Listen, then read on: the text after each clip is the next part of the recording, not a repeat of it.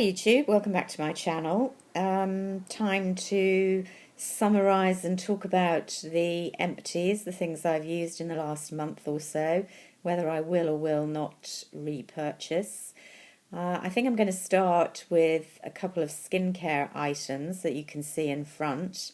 First of all, the Clarins Extra Comfort Toning Lotion. I really enjoyed using this actually, especially when I had slightly underperforming skin, shall we say, in the summer and when it was hot and when I had a cold and felt a bit kind of dehydrated skin-wise. Clarins is a really nice brand, I think, especially in the kind of mid-priced range, traditional, botanical based, but obviously not organic or anything like that, very mainline French line. I used to use a lot of their skincare and some of their kind of bath and spa ranges as well. I don't use them as much now. I don't really regularly use any of the skincare products, partly because a lot of them, not all of them, but a lot of the ones for dry or sensitive skin are in jars, which I don't like. As you know, I like pump action or a tube for my skincare. And I don't know, I just generally felt I've had to move on to heavier duty. So I'm aware there are newer products in the Clarins range that I'm not familiar with. But this is an oldie, a toning lotion. Again, we're kind of told these days that we really don't need a toner after cleansing. We need kind of exfoliating products of one sort or another. I was kind of brought up on the generation late 70s when Clinique was all the rage, and subsequently where you cleansed, toned, moisturised. Things have moved on since then. So I don't really use a toner per se, but in the morning I quite like a gentle something to wipe over my face rather than a full cleanse. I don't feel I need that after I've done a really thorough two-stage cleanse before going to bed, because it's just really kind of wiping off the residue of my overnight facial products. So I tend to use either Bioderma, which is a gentle micellar water, as you know, or a gentle toner like this is good enough for me. And I really like this one for sensitive or dry skin. It is fragranced, so if you don't like fragrances, that's bad news, but it's a very gentle, kind of watery, botanical fragrance, bit spa-like. I really like it. The liquid itself, I can't show you now, although there's a tiny bit at the bottom. I don't know whether it will pour out. Maybe you can see there. It's kind of viscous, you know, not completely watery. So it kind of balances on top of your cotton wool or pad. Really, really nice. So it does feel as if it's slightly moisturising as well as, you know, just freshening up. So if you're in the market for toners, or like me, like to use those in the morning, I do think this is a nice product. I probably won't immediately repurchase because I've got bottles and bottles stockpiled of Bioderma that I want to use up, but it is a nice one.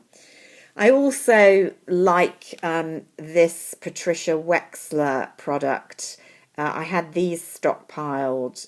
You can only get them, as far as I'm aware, in North America anyway. Certainly I stockpiled in New York. You can't get them over here, and they used to be available in Bath and Body Works in the US. I like this as a reasonably gentle cleanser. It goes on quite creamy, but you do have to remove it with a damp cloth. So I tend to use this for a light face of makeup in the evening or no makeup, and go for a kind of heavier balm or a proper cream cleanser if I've got a really heavy makeup on. This is okay, you know, I wouldn't kind of scrub it into my eye area, but it is okay kind of wafted over the eye area.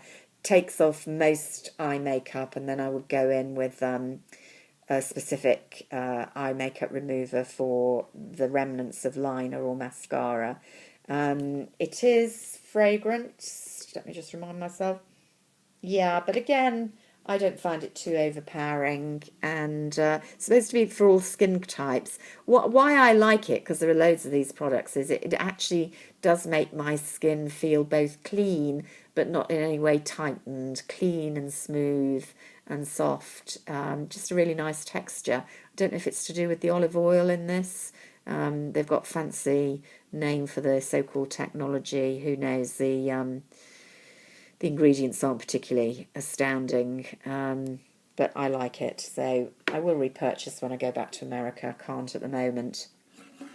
Ditto really for the Bath and Body Works gentle foaming hand soap.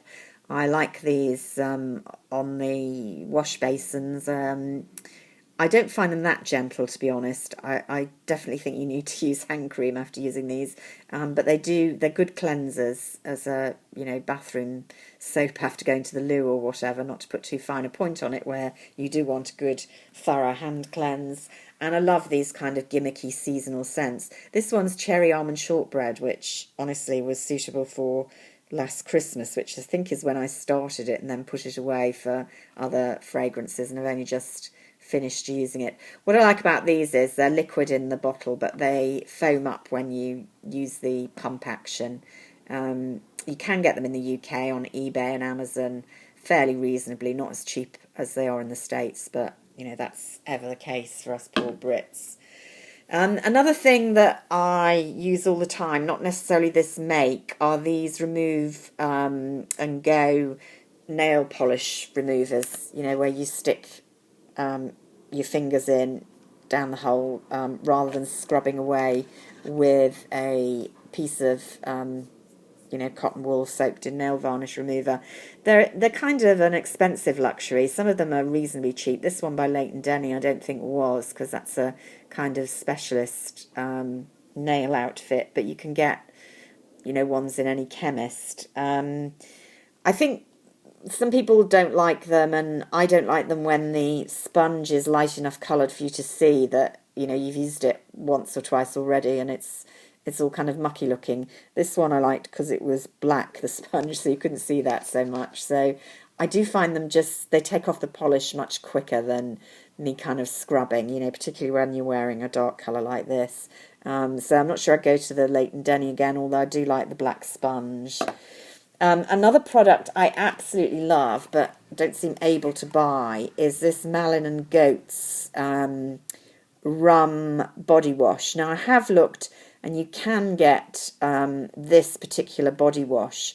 What you can't get, this I got as a sample in a hotel, is the soap, the actual bar of soap. I don't seem to find on any website, certainly over here. I just love the smell. I mean, rum sounds nothing like how it smells, really, but it's just a really clean, unisex, but quite sweet smell that I'm really obsessed by. So I've got several tubes of this, but it's the soap that I really, really love, and I'm forced to stock up when I'm at the particular hotel that has it rather than buying it. I know that's an American outfit again, isn't it? So maybe you can get the soaps in America. You know that I use the Mitchum's antiperspirant.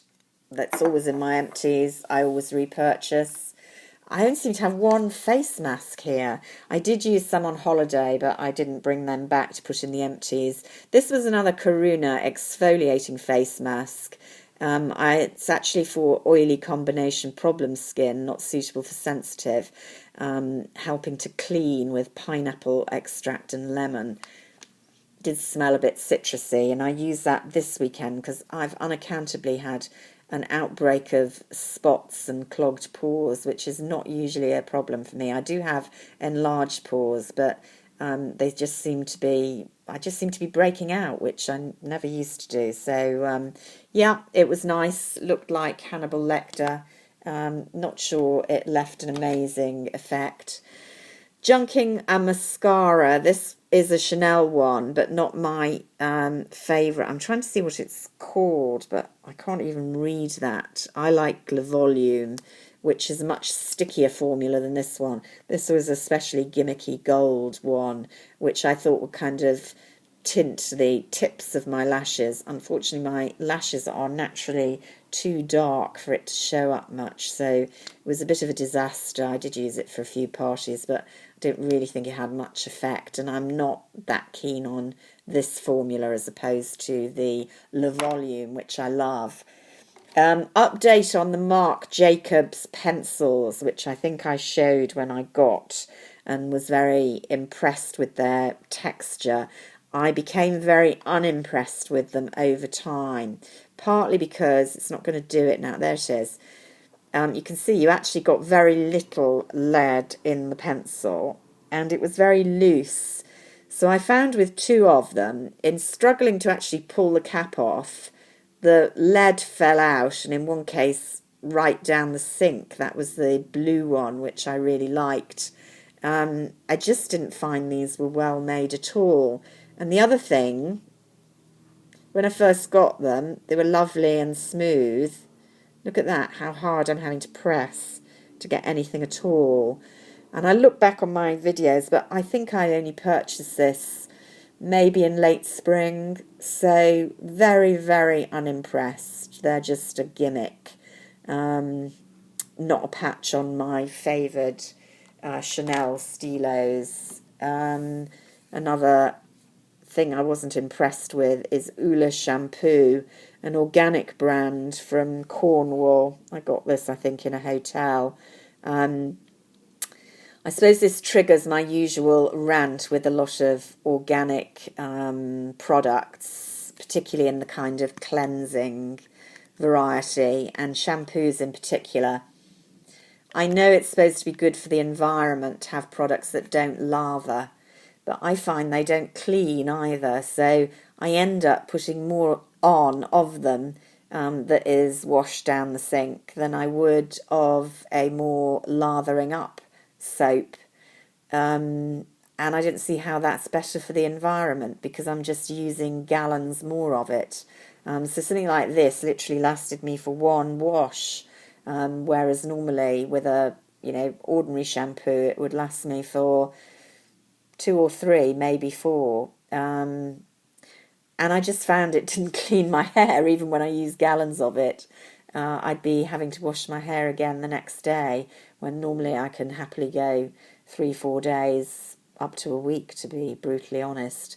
So not impressed with this one, and a bit biased on quite a long time exposure to various organic ranges, it has to be said, in the shampoo variety. My favourite shampoos remain Aveda, which are relatively environmentally friendly, but do lather up, but so many do not. So those were my empties for good and for bad, and I hope to be able to speak to you again soon. I haven't been great with videos recently, and you can see how dark it is already at 6 o'clock. Difficult to film at the moment, but I shall try to get down to it. Until then, bye for now.